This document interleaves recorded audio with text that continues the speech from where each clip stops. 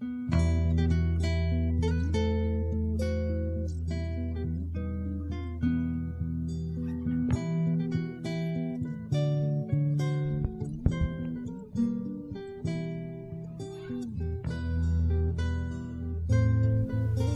James Potter just should have known better, this is MuggleCast episode 253 for May 13th, 2012.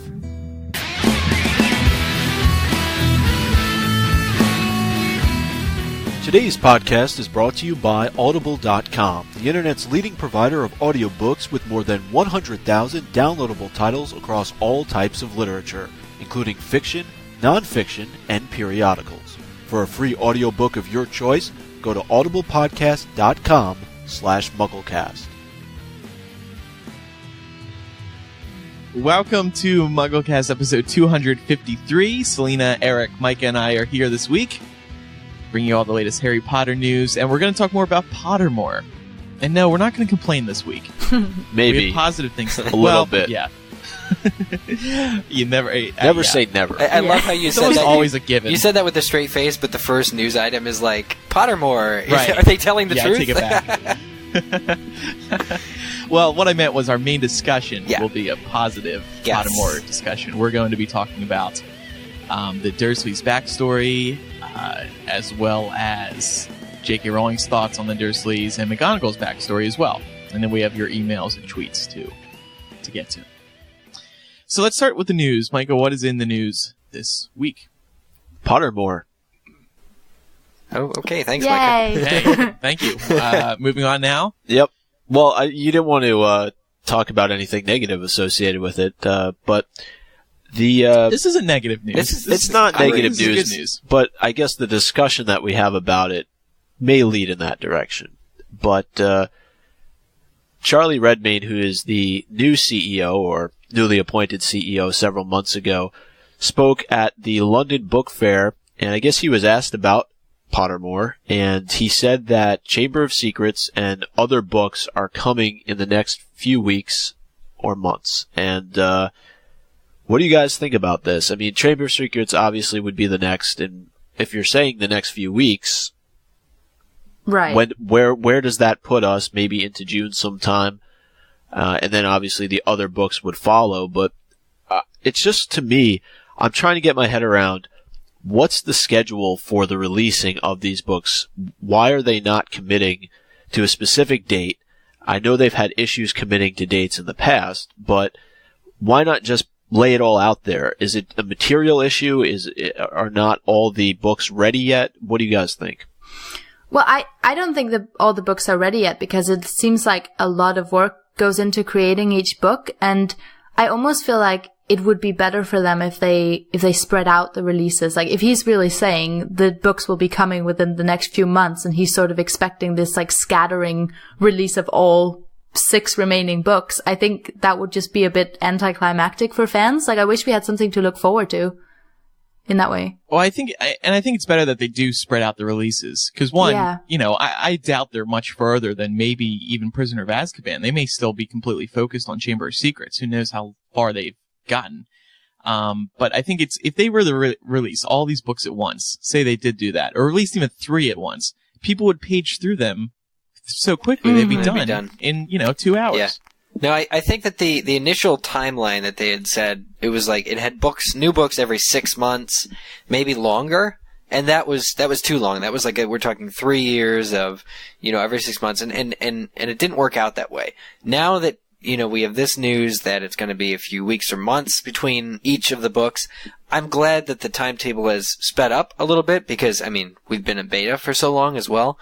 I think it's more suited that we get it maybe a few months apart, maybe 3 months apart. Say it's 3 months apart for every book. Okay, I think that's a little bit better, considering you can finish each book within a couple of hours. Content-wise, who knows where they're at.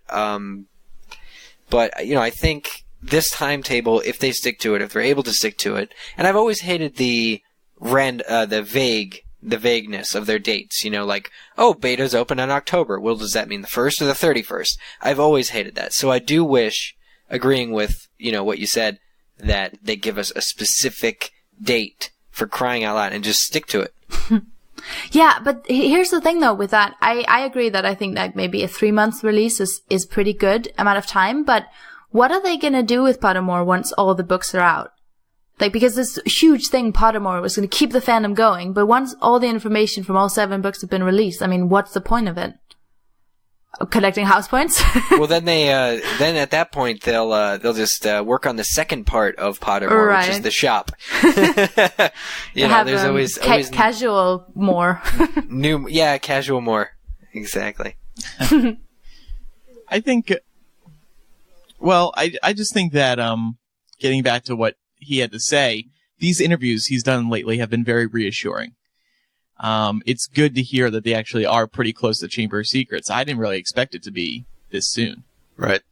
Well, and in that article, you actually bolded a couple of things worth talking about. Aside from the fact that new books are in the works over the next few weeks and months, something else that came up is the site is going to get incredibly exciting, and his job will become much more exciting. So that should have fans excited. And then over the coming weeks, you will see more of J.K. Rowling's content and books fly by. Yeah. What does that mean? Fly by. It means fast. It means speed. Now that they have their server problems out of the way, all they got to focus on now is books. Are the server problems out of the way, truly? Do we? I think so. I'm having trouble. Well, no one on with this Flash. call can answer that. Yeah. Well, I'm having trouble with Flash, I think. When I went back in there to grab content for today's show, I was clicking things and it wasn't working. And then I was scrolling, I was like hovering over with my mouse, and then things would click.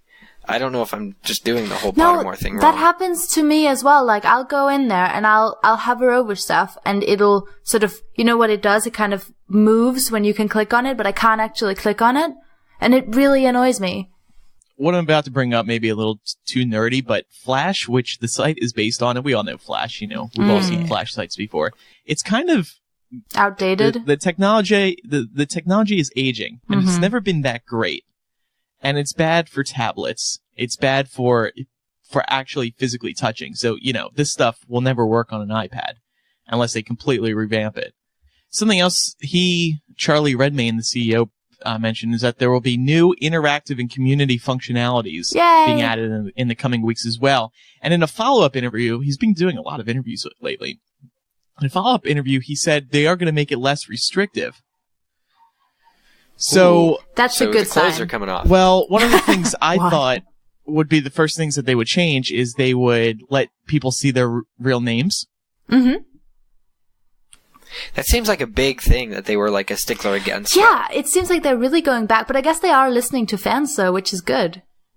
Well, the one thing, because he also said, well, we're going to keep it just as safe, but make it less restrictive. So it's like, well, how are you going to do that? I mean, one of the ways could be maybe you can opt in. You can be like, yes, I am 18 years or older. Right. Please show my real name. Whereas people younger would still not be able to. Or only your first name, maybe. Yeah, or maybe just first name, right. And maybe new messaging features. Who knows? I don't think they'll do a chat room. Like, have some kind of thing, personalized thing on your profile, or have some kind of thing that you can say, I'm not just a number collecting points for a house, but it's actually me. Well, no, hang on. I think you've gone too far. Oh. Because we each have our own house, we each have our own wand. Yeah. And our wand is very specific. But And I think we've speculated before, that later books come, we'll get more things like a Patronus in book 5, say, or an Animagus in book 3. Things like that may make it a little bit more in depth. I mean, it's just the first book.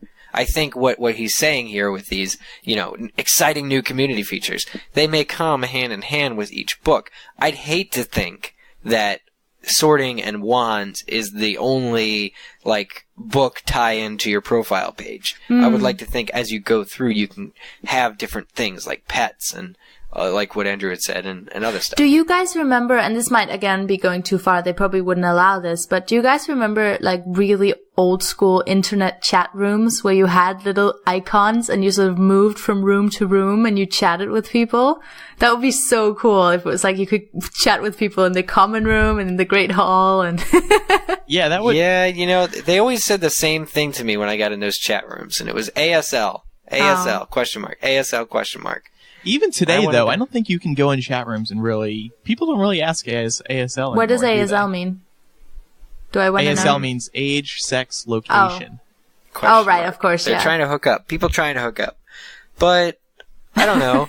I still have AOL. I could go into the chat rooms, but I don't see a reason to. Yeah, obviously, like, if we get a forum, chat rooms would be good. I don't think, no. You know. I mean, I think it would be too far. I think you guys are right. We don't want chat rooms ASL. require moderators. Yeah. I don't think they're going to do that. you just see that, though, on sort of the social communities that have already been created. Look at, for example, with Muggle Space. I mean, I doubt the chat there is Harry Potter all the time. In fact, I know it's not. So, it would take a lot of moderation, like you're saying, on the part of Pottermore, to really keep it in line, I think, and fan friendly. I think I just want Pottermore to be like some kind of interactive Hogwarts. That's what they're trying, supposedly, and my concern remains, if you're going out there and you're saying now that within the next few weeks that fans are going to have this new book, because let's not forget, the people who are in beta for so long have had Sorcerer's Stone since last summer. So in some variation, yeah, they've had almost a year now to play around with this thing, whereas the new members are just getting accustomed to it. But it's kind of like, well, your 1 million beta testers really want something new. They've been sitting out on the sidelines and haven't really had much to experience. So they better deliver and deliver soon. That's just, I like this guy. I'm just going to say that. This Charlie Redmayne, he seems pretty cool. Yeah. Well, I'm glad you like him. But the other thing I wanted to bring up really quick, because I saw a couple of people tweet about it, and I actually got an email this morning, is why is Pottermore sending out sign-up emails to people who have already signed up? I understand. I got that too. Me too. I understand if you registered an account and you didn't follow through on it. Andrew, you brought up in previous episodes that people probably signed up and forgot about it. Okay, if it's a reminder, that's one thing, but you should know the people who followed through and signed up on your system. I don't get that. Yeah, 1 day ago, I got the same email. Have you signed up to Pottermore? ? And to Pottermore sounds like it's a verb. Have you signed up to Pottermore? Like, have you done the Pottermore? Do the Pottermore. To Pottermore. We're delighted that Pottermore is now open to everyone. This is from the email. If you haven't yet signed up, now is your chance to discover if you're magical. What do you mean, if you're magical? Is there an option that you'll sign up to Pottermore and you won't be magical? Sorry, Muggle, can't come in. Yeah, you failed the sorting. I don't know. I thought the same thing. They seem very unorganized across the board, in terms of what they're doing. Yeah, I mean, I'm starting to think you're right. What was it you guys said about not being negative? Yeah. Well, no. Look, I think it's a great platform. I think there's a lot of great content in there, but I think the way that they've done things so far is less than desirable for fans. We'd like to remind you that today's podcast is brought to you by Audible.com, the internet's leading provider of audiobooks with more than 100,000 downloadable titles across all types of literature, and featuring audio versions of many New York Times bestsellers. For our listeners, Audible is offering a free audiobook to give you a chance to try out their service. One audiobook to consider is A Clash of Kings by George R.R. Martin. Currently airing on HBO, it is the second book in the immensely popular A Song of Ice and Fire series. It is a tale in which brother plots against brother, and the dead rise to walk in the night. A princess masquerades as an orphan boy, a knight of the mine prepares a poison for a treacherous sorceress, and wild men descend from the mountains of the moon to ravage the countryside. Against a backdrop of incest and fratricide, alchemy and murder, victory may go to the men and women possessed of the coldest steel and the coldest hearts, for when kings clash, the whole land trembles. So check it out today. For a free audiobook of your choice, go to audiblepodcast.com/MuggleCast. That's audiblepodcast.com/MuggleCast. What else is going on in the news? The Wizards collection is continuing to cause much controversy amongst fans, and we talked about it, I think, on the last episode, but it seems as if this collection is just not sitting well with fans of the series. Hypable had a great article about the fact that the collection itself has a 1.5 star rating amongst 200 reviews or over 200 reviews on Amazon.com, which is interesting considering that the Wizards collection is not due out until September. So nobody has seen it. How you can This review was a something. fantastic article. I loved this article. Glad you liked it. It's just, you give Harry Potter fans a year. This is the other thing, is that they're gonna, say, they're gonna speak their mind. But this just is a good indicator of what the Harry Potter fan is thinking. The reviews that are talking about this Wizards collection so negatively before it comes out shows that we're kind of fed up with Warner Brothers marketing. And it's not just this collection. Maybe this one got the brunt of it because it's the latest, incarnation of basically repeating the same stuff we already own and reiterating it and putting features that we've already seen onto these discs and selling it for this huge price. This ridiculous Yeah, I think price. it is the huge price. That's the main issue here. I mean, so So huge. what should the price be? Like WB has it $100? retailed for $500. Amazon has it discounted to $350. But what should it actually be after a discount? I would say $100. Like, because we don't get, do we get any new material besides the box?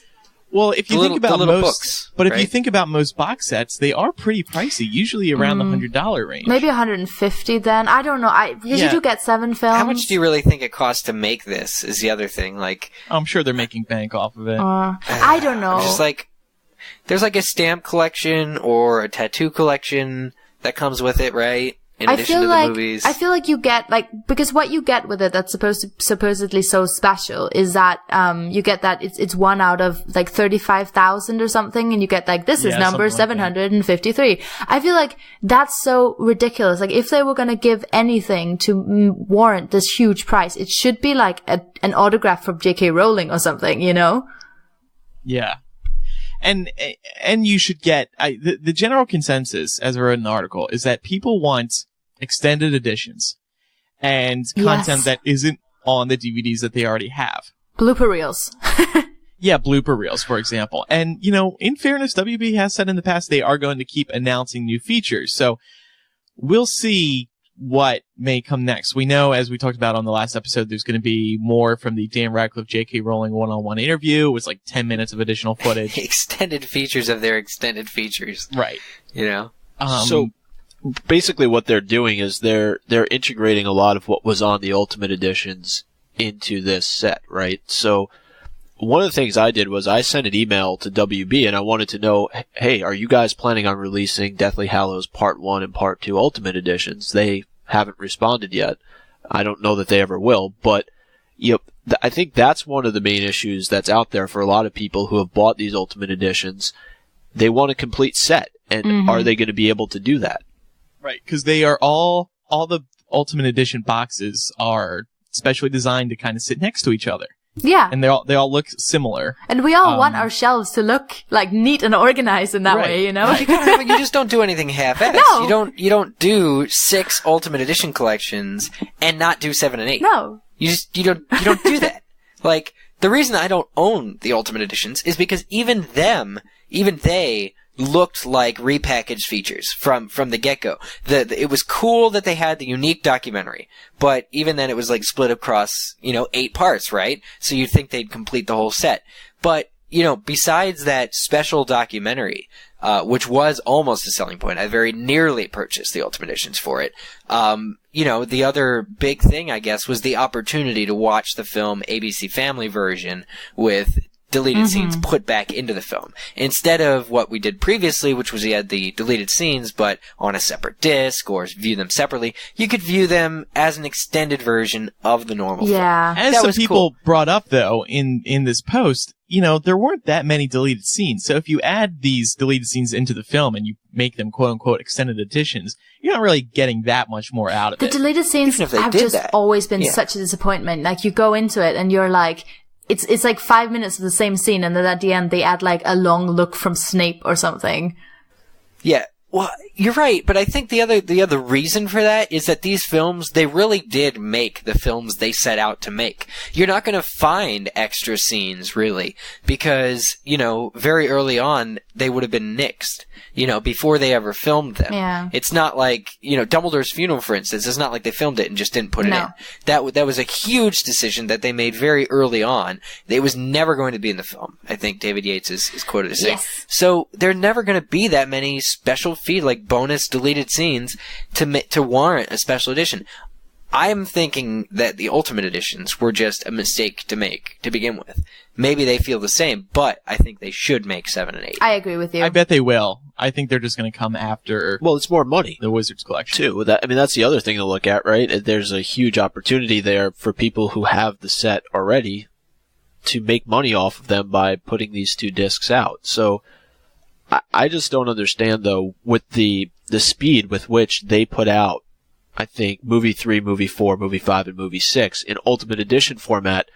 It was very, very quick, and I don't know exactly how many months were in between, but that's kind of how they did the release, and I guess they tied it to the movie, coming out, Deathly Hallows Part 1 and Part 2. They had that opportunity to market it, but it just kind of dropped off completely once the last film came out. So I don't know, and I guess they were waiting for it to do Part 1 in Ultimate Edition until movie 2 was in theaters or I guess out of theaters, but it seems like a slight to fans, a little bit of a slap in the face that they're doing it this way.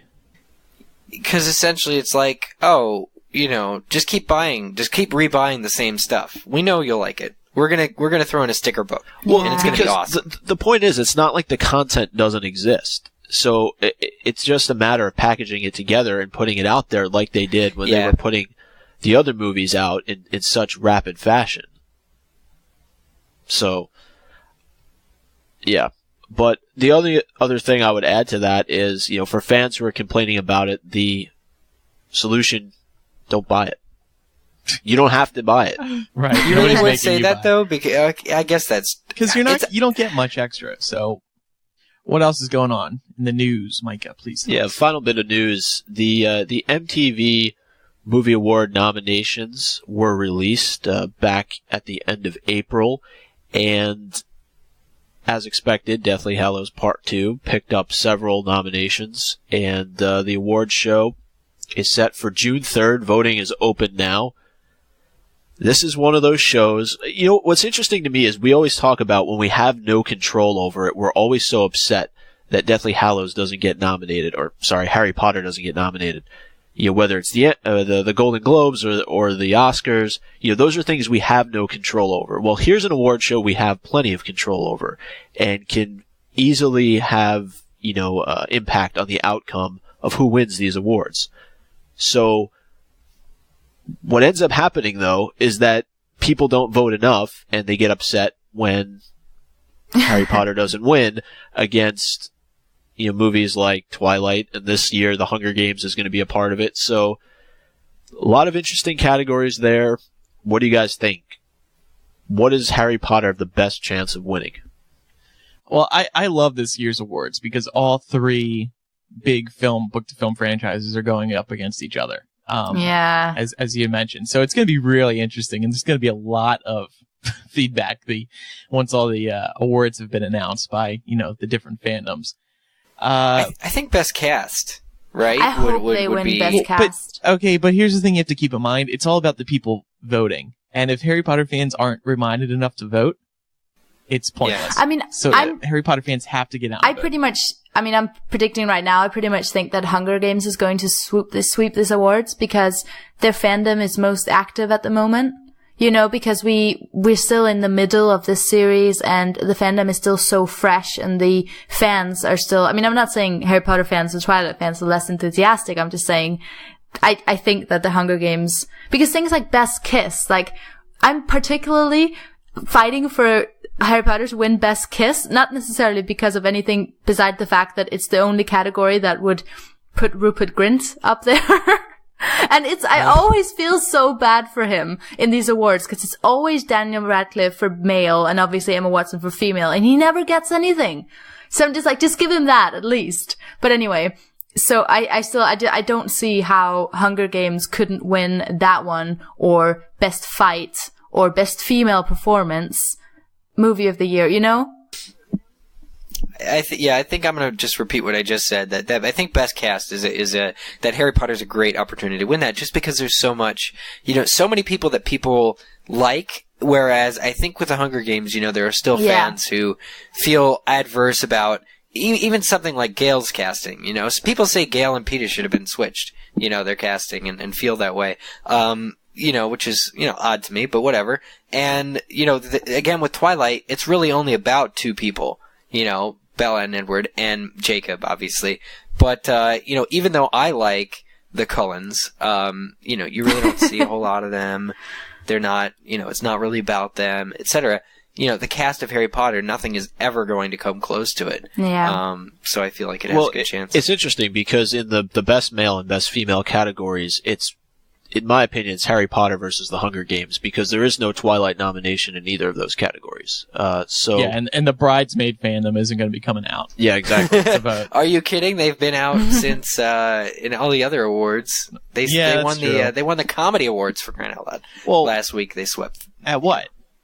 They got 3. But were those fan voted awards? Or? Oh. Yeah, probably not. And I just think you can't compare, though, Eric, to your point, with the best cast. You look through these movies, I haven't seen most of them, but Bridesmaids, The Hunger Games, 21 Jump Street, and The Help are all up against Deathly Hallows Part 2.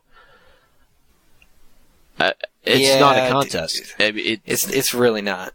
But that's the thing. Are people going to go out and vote? Are you going to have that more active fandom like Selena was talking about with The Hunger Games that's going to go crazy and vote every single day, as many times as possible, versus Harry Potter, which has kind of become a little bit complacent? We need to take out ad space on our own site. We need to retweet and retweet and retweet saying Harry can still make a difference. Vote Best Cast at MTV I think that's a pretty good sort of test, really, is how excited are we for Harry Potter to win these awards? I'm not saying do we care, but do we think it's so important that we're going to go in and vote every day and campaign for it and stuff? Or are we just sort of become a bit complacent like we're saying the fandom has? I don't know. I'm kind of motivated by Micah's call to action here. Yeah. I think I do want to, because that's what it was. And, I like the MTV Movie Awards. Thinking back, they're the shows, that's the awards show that I watched first, before the Oscars, before the Grammys. MTV Movie Awards, primarily because of the skits, but also because they have the movies that I like. It's more fan-oriented.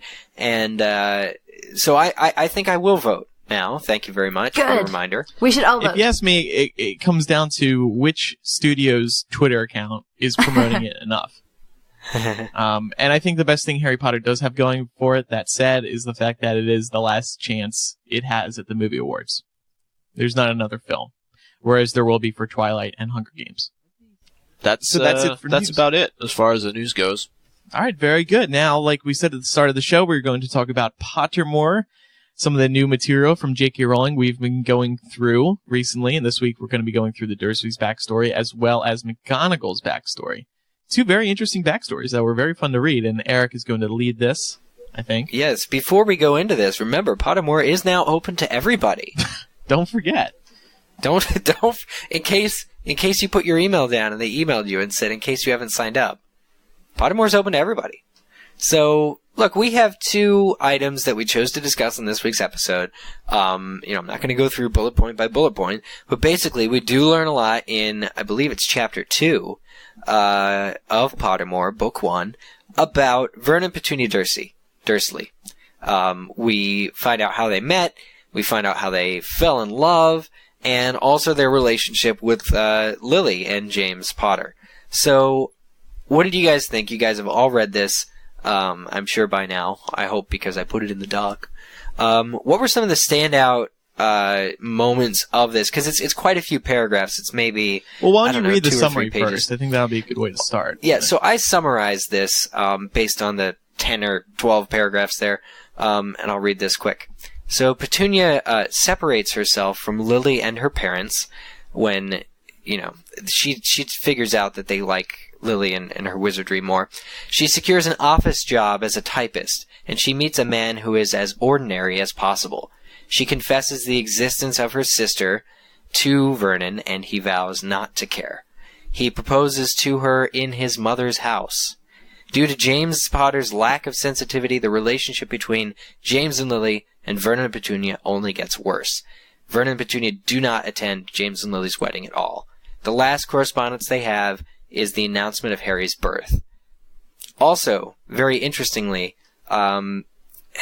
J.K. Rowling sheds a little bit of light on why they try to drive the magic out of Harry, and when they're running from the letters, why they take him to the hut on the rock.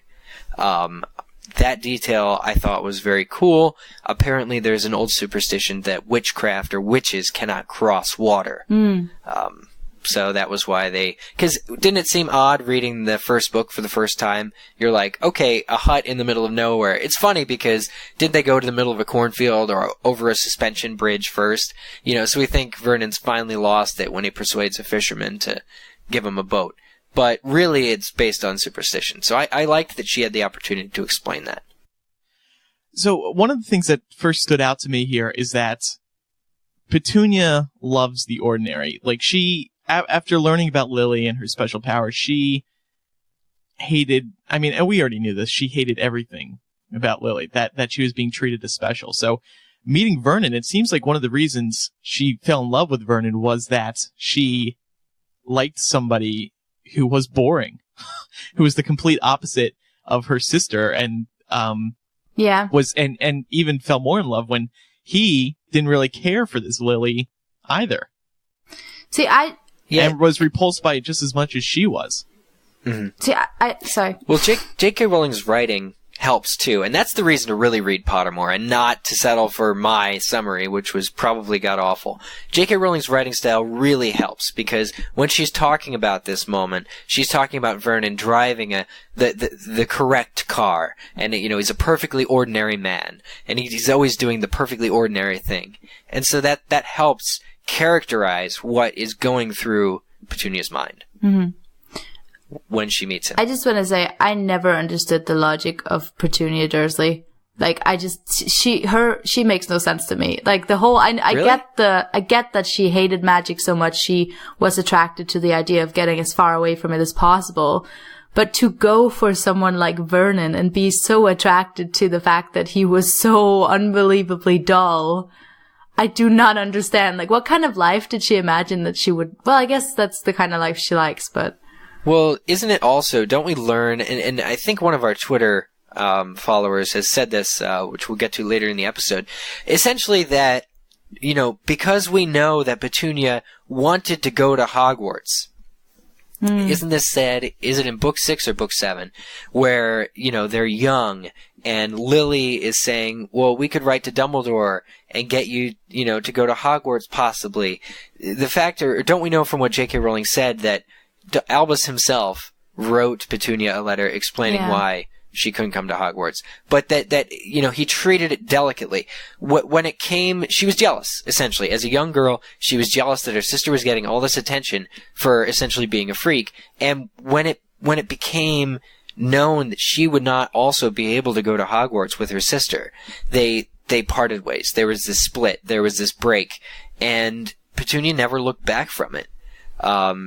She as a coping mechanism for her own self-worth, she convinced herself that her parents were insane and that Lily was a freak, and unfortunately she needed to find, somebody who felt or would have felt the exact same way without all that provocation. And so she found the most ordinary man she could possibly come across and married him. It's interesting to me, though, that Vernon actually believed what it was that Petunia was saying, because think about it, you're a regular person, never exposed to the magical world before, and the woman that you're dating all of a sudden comes up to you and tells you that his sister is a witch. I mean, you probably think she's a little bit, off her rocker, wouldn't you? It would make me drop my sausage. Which is exactly what happened. That was a joke. I know, yes. That's what's written in the text here. This was written. They're eating at the time. They're like a drive-in movie or something. And Vernon drops his sausage when she tells him. But yeah. The question I wanted to ask you, though, is do you think it's Petunia and Vernon's fault that this relationship didn't really move forward at all? Or do you think James has a large part to play in that? What relationship? I think James is very much, kind of the reason, like his temperament and Vernon's temperament are completely clashing. James wants to show off, is proud of magic, has never had a reason to hide his magic, and is just really, he's unashamed about anything. And the fact that Petunia and Vernon want to act as though magic is not the coolest thing in the world. I see a character conflict with James there, and so I do think, because it hurts Lily, and it's said that the strain on their relationship between Petunia and Lily really hurt Lily. Like, I think James could have tried harder. Right, that's the thing, because we see so much of that out of him when he has that interaction with Snape as well. It says in Pottermore, James was amused by Vernon and made the mistake of showing it. A smarter person would have just kind of placated him, I think, and just. I think so too. Especially for Lily's sake, because their relationship is really important to Lily. I think that James should have been a lot more. I mean, even little things, just mindful of Muggles So I do agree. And there's even some point in the story where James tells Vernon about his huge vault full of gold, and it's said that Vernon isn't sure whether James is being honest or telling the truth. And that's James's fault, really. Because if you come across as that kind of a person where you could be making fun of them or you could be being honest, like that's your problem. I'm sorry. You need to really come across as, you need to really think a little bit more about how you're presenting yourself. And I don't think James did that. And I do think that led to their separation, and they didn't even come to their wedding, for crying, it's just so upsetting that there's definitely, they couldn't have been better There's definitely friends. a lot of shadiness with the way that James sort of is portrayed in some of the scenes in the book. Like, you think of him like Harry did as just this perfect dad who can do no wrong because he's not there to do any wrong, basically, in Harry's mind. But then when you actually look at some of these things, it does make you wonder, doesn't it? But I guess he's just like Fred and George, really. Well, yeah, and I think what's interesting, though, is the role that guilt plays. Because, we throughout the series, because we looked at what Snape, he loved Lily. Mm-hmm. And his whole guilt over possibly causing her death, or his guilt over not being the right man for her, eventually caused him to protect Harry and, look after him through all those years and lie to the Dark Lord and all that stuff. Well, Petunia's guilt, perhaps in the role of not being on better terms with her sister when she died, or even at all throughout their lives, that guilt is causing her to also protect Harry. And, she's the reason that they take Harry in, and that provides this strong protection. So all these people have this guilt over Lily, essentially, and that's allowing Harry to be protected, and Lily's own sacrifice protects Harry throughout the series. So I just think that's very interesting. Did anybody have a changed perception of the Dursleys following reading this backstory? Because, we've always had this disgust for them, this taste in our mouths for the Dursleys because of how they've treated Harry. Did this allow you to understand them more? Yeah. Or anything? Was anybody feeling better about the Dursleys? I just feel bad. I feel like it's a very tragic story. Petunia was the one who wasn't chosen. She was the one who was told very early on in her life that she was not the special one. And I think that despite, we can hate her for how she let that consume her. But I definitely think, looking at her life, I just think it's really tragic. Yeah. No, I agree. I think, as I said before, my perception of James changed a little bit more than really anything related to Vernon or Petunia. And I thought it was interesting, Eric, you brought up the point that Petunia and Vernon don't go to James and Lily's wedding, even though James and Lily go to theirs, and Lily is not asked to be a bridesmaid at that wedding. So, I wonder, though, is that more of the fact that, Vernon and Petunia don't go because can you imagine them conversing amongst a group of witches and wizards, at this wedding? It probably wouldn't have gone over very well. I mean, especially with James and Lily Potter, like two superstars essentially of Hogwarts, going there, everybody at that wedding is going to think that Lily and James are the best thing ever. And I can see why that would be, that alone, not to mention, surrounding yourself with a bunch of wizards to begin with, would be repellent to the Dursleys. And a constant reminder for Petunia of what she could have had. Yeah. Well, not only that, but we see, as Harry grows, that they do not wish to be reminded at all about magic. That there is this whole other world, out there. They prefer to be so close-minded, and they prefer not to be reminded of that at all in the slightest. They need to be able to ignore it to go on functioning. Petunia so that she doesn't feel unworthy, and Vernon, just because he's Vernon.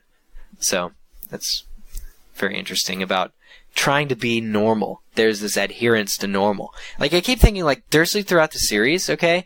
How the Order gets them out of the house. Is it in book 5? Is, that fake invitation to the England's best kept lawn, ceremony? Like, really, I think, over time, and that's I want to say a high, it's an exaggerated kind of character, but it's admirable, and you kind of you do love the Dursleys, I think, by the end of it, especially because of Dudley's redemption. These Muggles. Are they the only Muggles in the series too that we know of? Besides, obviously Ted Thomas turned. Like, they're what we have for Muggles. Like, for people with, I don't think you end up liking them. Magic. No, I don't. I really don't like how they treated Harry. I mean, there's no excuse for that. Yeah. Well, I think also Hermione's parents are the complete contrast to the Dursleys. Well, Hermione's parents are like Lily's parents, really. The exception is that Lily isn't an only child, and Hermione is. Although she wasn't originally going to be, which we also find out in Pottermore. Very interesting. But, like Lily's parents, okay, they find out their daughter's this witch. They're completely, I'm sorry, they were also witches and wizards, which is the difference. But basically, Hermione's parents, she's their only kid, like, they have to support her, in that way, whereas Lily's parents probably share the blame for isolating Petunia. When it was that she was a Muggle born or a squib, whatever it is that Petunia exactly is. The fact that Petunia felt neglected, that Lily was more special, is kind of her parents' fault. So I do blame Lily's parents, because Hermione's parents are doing the right thing. Well, no, so you were right though. Just sorry about that, but you were right with what you first said, Eric. Though her parents were both Muggles, they didn't have any magical blood in them. Oh, yeah. I must be reading somebody's grandmother. Maybe it's McGonagall. That said like her grandmother was a great witch. Yes, I'm sorry, I'm confused. Well, they said there's probably some magical blood like in the line somewhere with Muggles who have magical kids, but I think Lily specifically, I'm almost 100% sure, or both of her parents were not. Were Muggles, yeah, definitely. Yeah. Well, so look at it then. You're Muggles. You find out your daughter's this witch. What do? Well, Hermione's parents praised that. They were like, we're going to raise our daughter just like we always raised our daughter, to be special and that kind of thing. Whereas Lily's parents were like, I have 2 daughters. One of them's special. I'm going to let them know it. I'm going to let the one who's not special know that she's not special. She's going to leave home, and get married at the age of like 17. I think Petunia did. So that's tough. That's rough, actually, for Petunia. I definitely sympathize. J.K. Rowling added her thoughts on, this whole backstory as well. She didn't really analyze it too much. She just provided the backstory on the names, how she got the names, and there wasn't too much interesting there, to be honest. She picked the name Dursley based on a town that was near the town she was born in, and she said, I've never visited, but I'm sure they're charming people. Unlike the Dursley family. Ironic. Yeah. Okay, so let's move on to McGonagall's backstory now. Unfortunately, this is not more redemptive, or it's not a happier story to tell. It's sadder, if you ask me. Yeah, and it's in 3 parts. So you get some of it in chapter 7, then some of it in Chapter 8 of Pottermore, and then the final bit in Chapter 15. So throughout Book 1, you do get these bits added on about Professor McGonagall. So this is my summary, but the real thing, trust me, it's 5 or 6 times longer. So here's the summary. Minerva's mother, who lived in Scotland, falls for a Presbyterian minister, a Muggle, but doesn't tell him about her magic. Isabel, which is Minerva's mother, feels trapped by her secret. Only after Minerva is born does she confess to Robert that she's a witch, and this leaves a big distrust in their marriage. They still stay together, but the wife and husband can't trust each other. Minerva has 2 younger brothers, who are both wizards.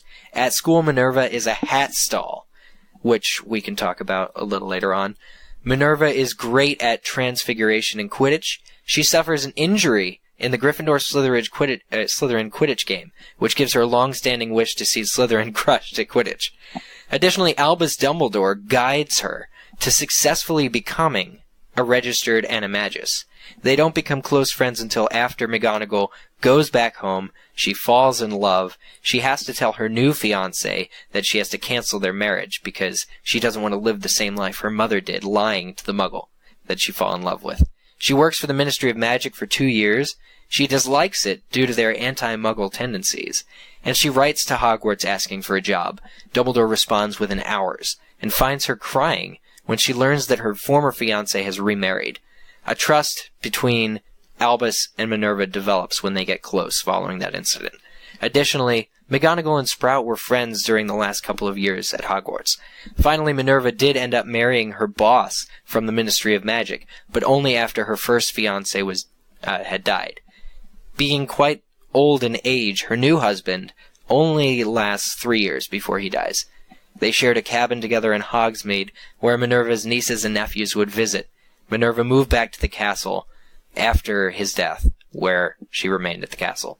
Aww. So that's pretty sad. Such a deep backstory, too, for something we never, ever hear about in the books. This is the kind of stuff That's that J.K. true. Rowling could just, pull out of thin air. Yeah. You know? There's just Thin air. this is all of her. Yeah, it's insane. So is it that none of it was in the books? How much of this could we have guessed at? Any of it? No, No, I none don't of think it. so. I mean, at best, the only thing we could have started guessing about is, how did Minerva get to Hogwarts anyway? Well, how did she start working? What has always been weird to me has been, the trophy that we see in the first book going Minerva blah blah blah on the on the Quidditch team, where I guess that showed us that she was on the Quidditch team, or that her daughter was. I think we speculated that she had a daughter at the time, but I guess that's the only thing. Mm-hmm. I mean, it's interesting because for as much as we know about McGonagall from reading the books, this is, it seems to come completely out of left field. It's plausible. It's completely, fitting with the character, but none of this was really ever hinted at. Spouses. I think J.K. Rowling was asked once about spouses of Hogwarts headmasters or, of the professors. What are they like? Do they live with them? That kind of thing. And I think Jo said that it was really important and that it may come into play later, but, what we find out here is that McGonagall has had this tragic, history. Her own parents were, their marriage was ruined because her mom was a witch and her dad was a Muggle. She ends up falling in love with a Muggle, has to tell him she's a witch or cancel the relationship, so she cancels the relationship. And the guy who loves her, her boss at the Ministry of Magic, she refuses his proposals, the first 10 or 20 times until the Muggle that she was in love with dies. And then by that time, this guy's so old in age that he dies after only 3 years of marriage. There's this long tail of regret and secrecy versus, all this other stuff. Yeah. What comes out of it is that Minerva has this moral code that she got from her father, who was the minister. And that's really all we see in the Harry Potter series, is that she's a very, stern, but also she has this sense of right and wrong. Mm-hmm. Yeah, that was one of the biggest things. Mm-hmm. Yeah, and I think you also get the foundation for her relationship with Dumbledore and why she is so sort of dedicated to him throughout the series and, really kind of sticks by his side no matter what. It's said that they have this really deep connecting conversation between the two of them where he gives pieces of his backstory to her, which I'm assuming is about, his sister and his brother and everything that happened when his sister was accidentally killed. So I think that that's kind of a bonding moment for the two of them. And I think at the end of the description, Joe describes both Professor McGonagall and Professor Dumbledore as being kind of reserved, characters. And I thought, well, actually, yeah, that's right. They are, they do keep to themselves. Dumbledore's backstory wasn't even revealed, until posthumously, until after he died. Then it was revealed by Rita Skeeter. But really, people know Dumbledore and people know McGonagall, but we don't know that much about them. In the books, reading through like what their history is all about, what made them who they are. And so all this McGonagall story about, not only her parents and their struggles, but herself and what she went through, is really cool to have. But does it make you read McGonagall in a new light? Or is this something where it's totally extra, we get it from J.K. Rowling, but it won't influence our reading in the Harry Potter books? Because my argument for that is that it's meant as extra. Yeah, I think it's meant as extra. I don't think it's meant to influence your reading necessarily of the series, because that all takes place at a separate time than the information that you're getting. So, you brought up the hat stall earlier. I thought that that's really a cool thing. That essentially her and Flitwick could have switched spots, and one could have been, the head of Ravenclaw, the other the head of Gryffindor, depending on what the hat decided. I mean, I was a hat stall when I did it. I don't know if anybody else on here was. No. Very jealous. That's super cool. That's so cool. So yeah, I'm jealous too. So you got to pick your house on Pottermore? I had the choice between Ravenclaw and Slytherin. Oh, cool. And you picked Ravenclaw. Yep. Yeah, I wouldn't want to choose Slytherin. No. Well, a hat stall is something completely new. Like, it's completely Pottermore, Mm-hmm. And it's cool because then J.K. Rowling was able to say, well, no, it's always existed, like, because you have these characters, McGonagall and Flitwick, who were hat stalls. I always knew that. But it's never mentioned in the books because it's not relevant. Isn't it like when the Sorting Hat can't decide, obviously, but takes a certain amount of time to decide. And ultimately, it does decide, but it's stumped. You stump the Sorting Hat with what you've got. And I don't think Harry could be considered a hat stall, right? Because it didn't really take that much time. Or could he? Was the Sorting Hat just speculating, or what's going on? Don't know. Are hat stalls explained a little bit more in Pottermore? I'm trying to remember, because I feel like somebody said that Hermione was a hat stall. Oh. No, I think Hermione just had the choice that Harry didn't she? Or did she say, oh no, she just said something like, oh, the hat couldn't decide for ages whether it wanted me in Ravenclaw or Gryffindor, but it chose Gryffindor in the end? So she didn't actually choose. So the hat chooses. It's possible, like, I think Harry and Hermione, to some extent, had this dialogue with the hat. Everybody has this dialogue with that. But to be a hat stall, you really need to stump the hat. Like, I think it's if it takes longer than 5 minutes to decide, that kind of thing. Then is when the issue is. Obviously, with Flitwick and Minerva, they joke in later years that they could have each other's jobs, because both of them could have equally been in the other house. But the hat, in the end, chose Ravenclaw for Flitwick and Gryffindor for McGonagall. Mm-hmm. Very fascinating stuff. Yeah. I mean, I really enjoyed reading all of this stuff on McGonagall, like, because even though it doesn't have anything to do with the actual books, it still just shows the richness of the world. But I almost felt like, while I was reading it, I was almost waiting for some kind of twist. And I know maybe that's just me being too demanding, because all of these small stories can't have something. But, I mean, did any of you guys feel that? Like, were you waiting for some kind of small revelation of some kind, or do you think we already got that? Who specifically? Are you referring to anyone in particular? I meant for either of them, like, really, because there was so much speculation during the books that, the Dursleys were going to have some kind of huge role to play, and then we never got that. So I thought, okay, well, maybe in the extra material, or even with McGonagall, because I think J.K. Rowling once said, the reason I can't tell you anything about the spouses is because it might come up in a later book of the heads of house. And then it never did. Yeah. And the fact that McGonagall marries someone who we've never heard about, is that kind of what you're saying? What's his name, Eric? Okay. Say his name. I expected it to be more. Urquhart, Urquhart. What is it? I'm looking at Sounds this. right to me. Elphinstone Urquhart. Okay, so she marries this guy who we've never heard about before or after. It's important that she marries him. Okay, it's important that she lets love in. Aw, you know? I guess. But ultimately, it only lasts 3 years, and you know she's left a widow, and not she didn't really deserve that. She deserves. And she kept her own name. You know. Happiness. Yeah, she didn't change her name, which was, I think that was a twist, right? That, a huge twist. Well, they say she's a bit of a feminist. A bit of a feminist, right? So, that's kind of cool, I guess, that she would have changed her name, but she didn't. I mean, she could have gotten married, changed her name, and then changed it back, considering we only met her after, you know, she was And, widowed. you know, she was a bit of a gold digger.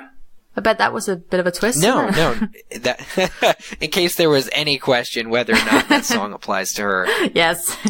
Did we get through these questions? I think so. My biggest question, though, was that Dumbledore teaches or guides McGonagall, presumably while she's in school, how to become an animagus.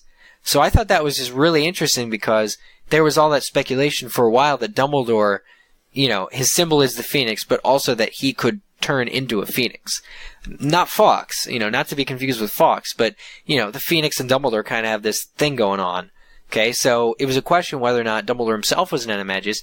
Turns out he teaches McGonagall how to turn into successfully. Well, as you have quoted in all caps, guides her to successfully become. So maybe he have led her to somebody who is an animagus and who could have taught her? Well, maybe. It looked like one-on-one tutelage is the way it read to me, was one-on-one time. But which he's was a also transfiguration teacher. Well, he is the transfiguration teacher, but... And don't the Marauders teach themselves how to become animagus? They do teach themselves, so I guess it can't be too hard, right? Well, but it's probably hard. I mean, they're not idiots. Yeah. No. Okay, good point. Well, and has it been said before that one animagus has to bequeath the information onto another? I'm just saying, like, for Dumbledore to teach McGonagall, and then, you know, 20 years later, 30, 40 years later, for the Marauders to do it without Dumbledore's help, you know, it just seems, it's interesting to compare the two, I think. That's fair. I wish we knew if McGonagall ever had feelings for Dumbledore. Because obviously we knew he doesn't for her, but what did she? Could she have? There's like this mutual trust and respect. I mean, we see her in the books defending him all the time, and I think that's just because of those. She knows that he's had kind of a messed up past, just like she has, and he has been there for her. Like, she hated her job at the Ministry. There was too much of this anti-Muggle bias and stuff. She hated her job there, wrote to Hogwarts. Within hours, he gets back to her and says, sure, come be a transfiguration teacher under my department, you know, of transfiguration. So I think she does feel like she owes him a lot, that he's been a great friend to her. Dumbledore seems to have been a bit of an emotional friend as well, when she was going through the hard times. A shoulder to cry on. Yeah. Yeah, I mean, and Oprah. I know we kind of give Pottermore its fair share of flack for a lot of things, but, you know, kind of reading through this, and even there was this one thing at the very end where they talk about McGonagall going back to Hogwarts and saying that she returned to her sparse stone-floored bedroom in Hogwarts Castle, accessible through a concealed door in the wall of her first floor study. Like, that's detail only J.K. Rowling would give, you know, and it reminded me a lot of reading the books. Like, she didn't have to say, hey, it's behind this concealed door in her first floor study, you know, but those are things that people want to know. I feel like people will continuously ask questions as it relates to these characters and this world, and you always wonder, well, where does McGonagall sleep? You know, where does she go at night? You know, and now you have that answer. Well, maybe you don't want to know that specifically, but you get what I'm saying. No. We can rest now. Yeah, well, any of the professors, right? Because the only time we see them is really in the Great Hall, but they all have offices. They all presumably sleep in the castle. They live in the castle. So where do they, you know, the only person whose office we've been to, well, I guess Snape's, and then Dumbledore's, right? I felt like... But I felt like I knew this already, but maybe I've just been reading fan fiction.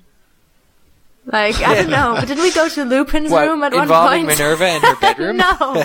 Like, where they slapped all the teachers. I felt like we went to Lupin's room at some point in canon. Yeah.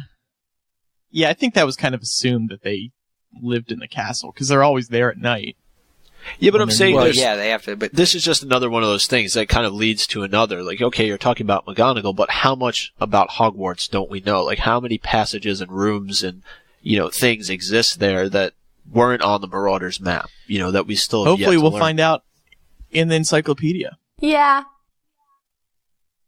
Well, we got some tweets from those of you who follow us on Twitter. We had asked, what do you think of, I don't know what the tweet said exactly.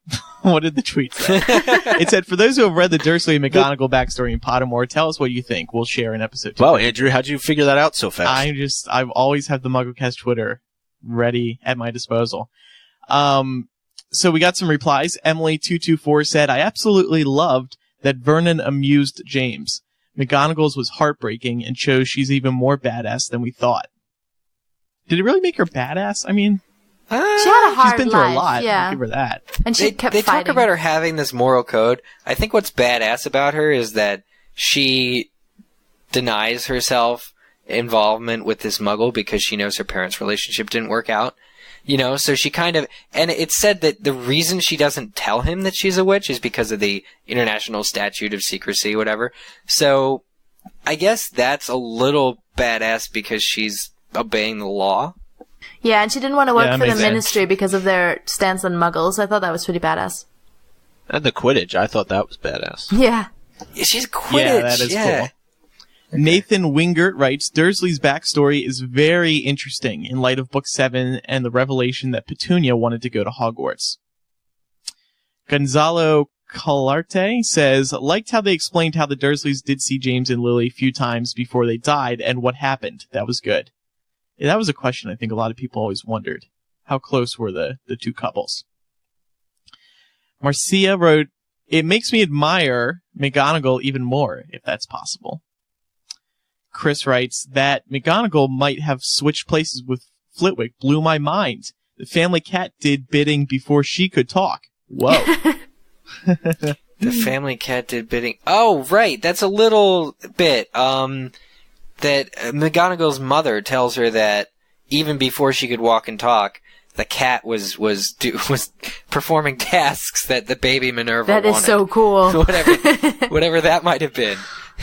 And also, baby Minerva made her father's bagpipes play from rooms away. Yeah. So, yeah. So Scottish of her. Baby McGonagall was pretty powerful, apparently. And finally, Veronica writes, I loved McGonagall's backstory. After knowing her history and then looking at her in the books makes me love her even more. So there's our answer. Hopefully we'll get lots more backstories in the future Pottermore books and, get connected to the characters more. How do you think this rated, though, amongst, sort of the content that's been available so far? Do you guys like this kind of stuff? Do you think it's not interesting? This is some of the better stuff, I thought. Yeah, I agree. I love the McGonagall stuff, especially. Because the backstories are very encyclopedic, which is what people have been wanting for so long. So, if there are a few of these in each book, jumping back to that interview, I think in one of the interviews with the Pottermore CEO, he said, Chamber of Secrets is going to be better than Sorcerer's Stone. So, to me, hopefully that means more backstories. Right. And I know there was just one more thing, Eric, that you had here, but, we did get very, very briefly mentions of Minerva's siblings and her parents, but we didn't really find out much of what happened to them beyond. Yeah, her brothers have kids, so that's great. She not only has younger brothers, but Minerva McGonagall, her kids, her brothers have kids, and so presumably, I don't know why they're not at Hogwarts, is I guess my biggest question, because it's the only school in the area. Well, they might be out of for them to go to. Hogwarts. That's true.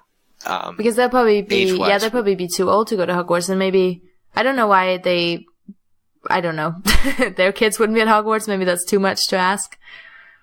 Maybe they're Durmstrang. Right, but, interesting to know that she does have younger brothers, though, and so that's kind of cool. I kind of pictured her as an only, not an eldest.